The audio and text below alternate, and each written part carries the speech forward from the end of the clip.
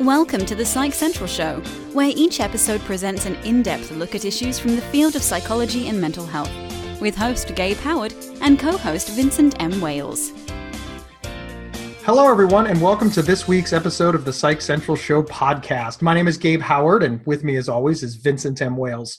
Before we get started, I want to remind everyone to subscribe to us on Apple Podcasts, which is formerly iTunes, Google Play, or wherever you listen to our show. And please do us a solid and leave us a review because we'll appreciate it. And remember, don't hesitate to reach out to us directly at show@psychcentral.com. As podcast hosts, Vin and I spend a lot of time researching things, finding out information, and presenting it to our listeners, you. And we get a lot of mail where people are like, I don't like that. I don't like what you said. And, sometimes it's about an opinion. I say that I like purple and you say, I don't like that. I think red is better. We understand that. That makes sense to us. But in our world, people write us back and they disagree on a fact. Like, I don't like the definition of bipolar disorder. It's like we didn't make the definition of bipolar disorder. We're just reporting on it. And of course, we can see this out in the community. And we were curious about this. And then we found a guy. Vin, we found a guy. You found a guy. I found a guy. We found somebody who studies this, and he's an incredible person. He's the co-founder of the Pro-Truth Pledge, which is an initiative to fight misinformation and advocate for truth. He's the author of the Amazon bestseller, The Truth Seeker's Handbook. He's a doctor. He has a PhD. He's the assistant professor over at The Ohio State University in the Decision Sciences Collaborative and History Department. It is this man's life to understand why people won't listen to reason, essentially why people won't accept the facts that are right in front of them. The gentleman's name is Dr. Gleb Tsipursky, and we are excited to welcome him to the show. Thanks for that lovely introduction, Gabe. That was great. Oh, thank you so much.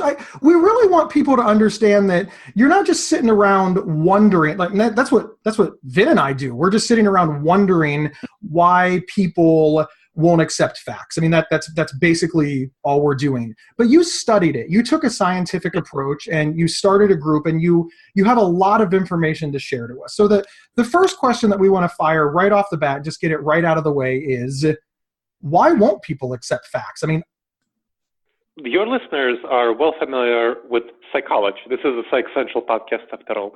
And people who don't accept the truth don't accept the truth for emotional reasons. It feels uncomfortable to them. Now, we as human beings are evolved not for the current environment, not for the modern world, but for the savannah, where we mainly use the flight or fight response to deal with threats in our environment. And we're not really comfortable, we're not really evolved for the modern world. So we generally go with our gut, with our intuitions. And sometimes our gut leads us astray. It tells us that, we see something that, otherwise would be a fact. We perceive it as a fact, as a reality in our world, but we are uncomfortable with it. We don't like it. And therefore, we reject it. We reject the information that's coming at us. We reject the stimulus, this external stimulus, and we say, no, I'm going to ignore that. It doesn't matter to me.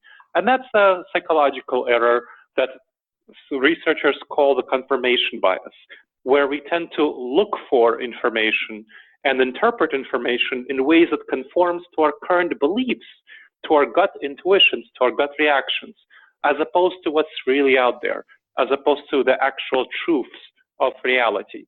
So it basically comes back to our psychology.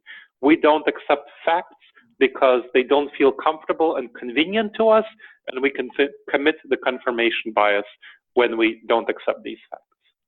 It's pretty similar to cognitive dissonance, isn't it? Yes, it is. Cognitive dissonance is the process, the underlying process that happens. So when we see something that we don't like, we have a process of cognitive dissonance where in one version, we either have to accept this fact and be emotionally uncomfortable because it doesn't correspond to our beliefs, or we can reject this fact and be very comfortable because now we don't have to change our beliefs. So essentially, most people choose to avoid the situation of being in cognitive dissonance where the observable reality differs from their internal perception of reality. And because most people are uncomfortable with cognitive dissonance, they just simply reject the external reality that contradicts their internal reality. Now, we can certainly work to overcome this, and there are many techniques to overcome this, but most people are just uncomfortable dealing with cognitive dissonance. When somebody comes up to me and says something negative about my best friend, and I don't want to look at those facts, I don't consider it confirmation bias. I consider it being a good friend. That's loyalty. And our society is set up to respect me for that loyalty rather than chastise me for not being willing to look at the fact. So I get praise for being a good friend, and there's no consequence to refusing to look at that data point. How does that kind of play into it? Because in my mind, I just did a good thing, so I'm good. Right. So people perceive loyalty as good, and that all goes back to our tribal instincts. From an evolutionary perspective, it's beneficial in most cases, for us to protect members of our tribe rather than orient toward the truth, rather than orient toward the facts. So we are evolutionarily set up to protect our friends and loved ones, even by lying for them, even by accepting misinformation about them. So ignoring the facts about them, whether they committed a crime or did some bad stuff or whatever, we are evolutionarily set up to reject that information and to protect people who we perceive as part of our tribe. Now, that works well for a savanna environment. It doesn't work that well at all for a modern, complex society where we have to interact with people from all different tribes who don't look like us, who don't think like us, who don't feel like us. And then when we perceive these people as different, we reject them and we accept bad information about them because they're not part of our tribe.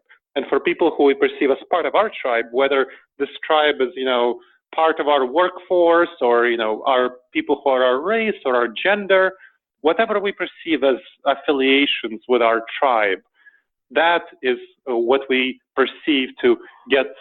These are the people that we protect, even if doing so doesn't match the facts of reality. So in order to overcome these tendencies, which are really harmful, these are the tendencies that result in racism, sexism, polarization in politics, polarization in various other spheres, really bad stuff, stereotyping. In order to overcome them, we have to overcome our gut reactions. In fact, I often do consulting on diversity and inclusion for HR staff in various organizations, and this is the kind of stuff I talk about, how we have to overcome these biases that come from our evolutionary background. We have to overcome our gut reactions. We can't be the savage human beings who we have grown up to be without any sort of changes. We have to be civilized. We can't be natural. We can't go with our guts. We have to adopt new behavior patterns in order to live in our modern, complex society. Oh, thank you so much, Gleb. We're going to step away, but when we come back, we want to hear some of those techniques, some of those ideas, and I have a note here that says to ask you about EGRIP. That's all coming up after the break. We'll be right back. This episode is sponsored by BetterHelp.com. Secure, convenient, and affordable online counseling. All counselors are licensed, accredited professionals. Anything you share is confidential. Schedule secure video or phone sessions, plus chat and text with your therapist whenever you feel it's needed. A month of online therapy often costs less than a single traditional face-to-face session. Go to BetterHelp.com/Psych Central and experience 7 days of free therapy to see if online counseling is right for you. BetterHelp.com/Psych Central. Welcome back, everyone. We're here with Dr. Gleb Tsipursky talking about confirmation bias and all the nasty stuff that results from that. Gleb, tell me, we talked earlier about why we often think the way we do. How do we stop doing that? Yeah, how do we evolve? Yeah, how do we become more evolved thinkers? Yeah, so the first thing to recognize is the problems, which we talked about in the first part of the show. And the second part is, what are the solutions? And I talk about this in my book, The Truth Seeker's Handbook, a Science-Based Guide. We have to recognize that we as human beings lie, deceive ourselves and others for several reasons. For tribal reasons, so what's aligned with our tribe. When we see, that's the one reason. Another is when we see other people around us doing the problematic behaviors, when we see them lying and deceiving themselves and deceiving others, we're more likely to lie. So this is called network effects, where people in our network influence us in ways that we may not even realize that they influence us. And thirdly is how likely we are to get caught. So if we perceive, and this has to do with negative reinforcement and positive reinforcement, what kind of things reinforce our behaviors? If we can lie to ourselves and to others and get away with it, we will be more likely to do it, and vice versa. If we are punished for lying in some way or other, then we will be less likely to do it. So in order to address these things, that's what we have to think about.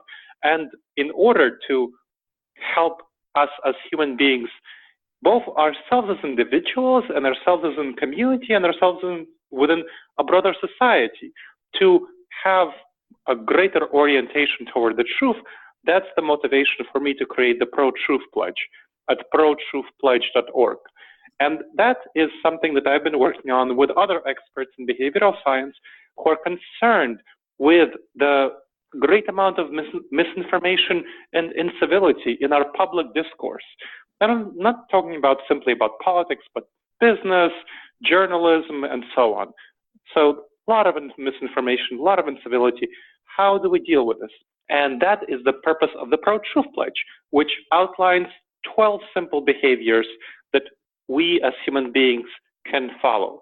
And this is informed by cognitive behavioral therapy, which has been shown as pretty much the most effective therapeutic approach because it combines thinking and behaviors.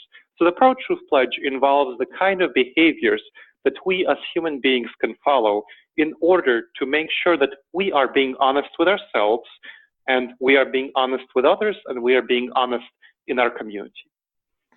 The Psych Central Show podcast, by way of me, the host, I've taken the Pro-Truth Pledge, and I agree with it. And one of the things that sort of took me personally a little by surprise is it said that the truth is the truth, and you need to speak it even if it goes against your arguments. And I had sort of a visceral reaction to that. I was like, no. If I'm trying to win, I need to minimize facts that go against my side of the argument and maximize facts that go for it. Now, that's not lying. That's how I saw it. I saw that was not lying. What would you say to me when I say by hiding things that disagree with me, I'm not a liar? Please don't call me a liar, but clearly I'm not honoring the truth in that. Right. So that's called not lying straight away or straightforward manner, but that's called lying by omission. If you've ever heard the phrase lying by omission, that's what the phrase is about. This is why one of the behaviors of the Pro-Truth Pledge, in fact, the second one is share the whole truth, even if some aspects don't support my opinion. So that is the way to be truthful. So if you share the whole truth, even if some aspects don't support your opinion, well, that way you can ensure that you're sharing the truth. So that is one of the ways that the Pro-Truth Pledge works. And another way that it works, another behavior is sharing your sources so that others can verify your information and fact-check information to confirm it's true before accepting and sharing it. Acknowledge when others share true information. Ask people to retract information that reliable sources have disproved, even if those people are your allies. So here we go to the community part, and celebrate those who retract incorrect statements and update their beliefs toward the truth, which is another community part. So the Pro-Truth Pledge has three aspects, again, about yourself, about interacting with others, and about correcting people around you in your community, which are meant to pull all of us toward being more truthful. If you expect people like Gabe, who's a podcast show host, to take the Pro-Truth Pledge, then you yourself need to take the Pro-Truth Pledge. All of you as listeners need to take the Pro-Truth Pledge. If you'd like Gabe, if you'd like business leaders, faith leaders, political leaders, journalists to take the Pro-Truth Pledge, then each of you, it's incumbent on each of you to be accountable for taking the Pro-Truth Pledge, modeling this behavior, and calling upon everyone else to take the Pro-Truth Pledge in order to address the misinformation and incivility in our society. Thank you so much. I learned a lot by taking it. I feel the desperate need to point out that I considered myself to be a very honest person before, but you're right. By reading it, I realized that, I don't share information that doesn't support my argument because I may have considered it, but I don't want to, quote, muddy the waters. This leads me to my next question, which is, how do you get people to change their mind? Somebody has some misinformation, you have the correct facts, they're rejecting them for all of the reasons that you set up at the beginning of the show, and now you want to bring them to the truth, for lack of a better phrase. So the first thing to remember is that you don't want to lead with the facts because of confirmation bias. People will tend to reject these facts, and it might even backfire if you start sharing the facts. You might harm your relationship with them. They might even have a stronger attachment to their incorrect beliefs. It happens sometimes because they have an emotional negative reactions to you sharing the facts. So you don't want to lead with the facts. Instead, you want to understand where they are, their emotions, and this leads to the EGRIP strategy. So this is a really great strategy that you can use to help lead people who have some misinformation, who believe a falsehood, into believing the facts. So EGRIP is an acronym for emotions, goals, rapport, information, and positive reinforcement. And that describes the 5 steps of the strategy. So first you figure out their emotions. Why are they believing the falsehoods? So for example, if somebody believes that vaccines cause autism, they might have concerns about vaccines because they love their child. That might be their concern, and they don't want their child to have autism. So that might be the cause of their concern. So once you figure that out, you establish shared goals. So then you say, okay, totally understand. It's a very noble goal to not want your child to have autism. Then you want to build rapport. That's the third step. So rapport is building trust. Talk to that person, the mother, about, wow, being a mother, you really care about your child's health. That's so important. You're a wonderful mother. Totally understand your concern about your child's health. That's super important. And in general, reflect their emotions. Show that you understand their concerns. Then this is a good stage to talk about how you took the pro-truth pledge yourself and you're following these behaviors. And then I invite her to take the pro-truth pledge as well for the sake of this conversation, making sure that you're both orienting toward the facts, toward the truth, because the best way to keep her child healthy is to orient toward the facts of reality. And this is a stage where you orient toward sharing information. So this is the 4th stage, not the 1st stage. You talk about the facts of this stage, and you can talk about, hey, there are so many cases of measles recently where people who are unvaccinated in 2017 was the largest year of measles epidemic of measles in the United States for a very long time. People got sick, people died because they weren't vaccinated. And you can show the mothers the pictures of kids with measles and how sick they got and how terrible that is. Say, hey, you never want that to happen to her child. So there's a lot of danger of that happening. And to show how dangerous it can be to not have someone vaccinated and how this would undermine your whole goal of having a healthy child, and say, hey, you might be concerned about autism, but let's think about broader health issues, the measles and other sorts of problems. Talk about the other sorts of diseases that might come to her child if she doesn't get the child vaccinated, and how terrible that would be. And finally, end with P, positive reinforcement. Talk about how great it is that she changes her mind, updates her beliefs, and orients toward keeping her child healthy, and which essentially means getting the child vaccinated, and how hard it is to do, and how noble it is that she focuses on her child's health in all areas of health. So that would be the strategy for EGRIP with vaccines and autism, and you can apply that to any sort of broader efforts to persuade someone who currently believes falsehoods to orient toward the facts instead. Sounds like a great strategy, as you said. Also sounds difficult. It is difficult. It's something that requires empathy and understanding of the other person. But this is the only thing that you can do if you actually want to change their minds. Arguments really don't change people's minds. They just result in a lot of shouting and wasted time and energy. So if you actually want to change people's minds, EGRIP is a wonderful alternative.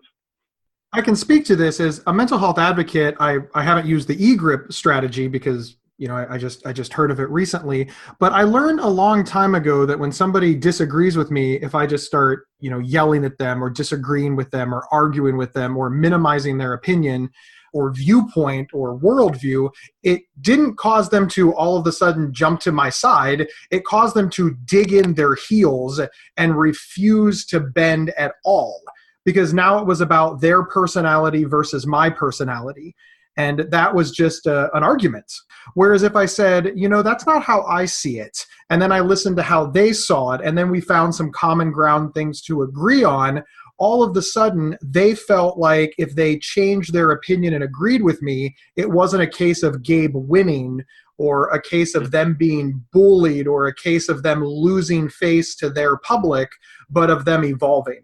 And I didn't come up with a great acronym for it. I just sort of realized early on that nobody is going to change if I browbeat them, even if I'm using facts. You can't hit people with facts. People just don't like being hit.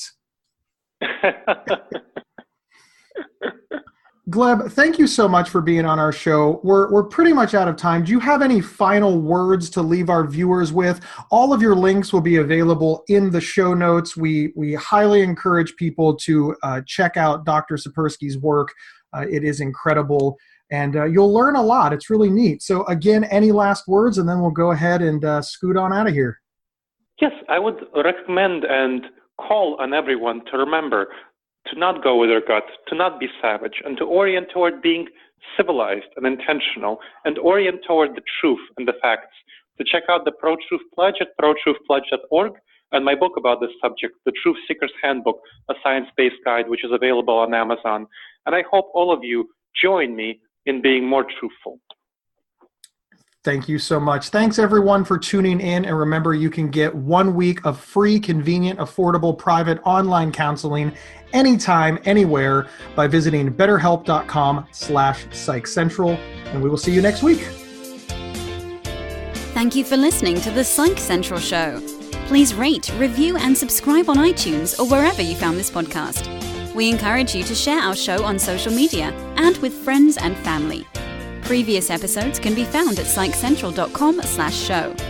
Psychcentral.com is the internet's oldest and largest independent mental health website. Psych Central is overseen by Dr. John Grohol, a mental health expert and one of the pioneering leaders in online mental health. Our host, Gabe Howard, is an award-winning writer and speaker who travels nationally. You can find more information on Gabe at gabehoward.com. Our co-host, Vincent M. Wales, is a trained suicide prevention crisis counselor and author of several award-winning speculative fiction novels. You can learn more about Vincent at vincentmwales.com. If you have feedback about the show, please email talkback@psychcentral.com.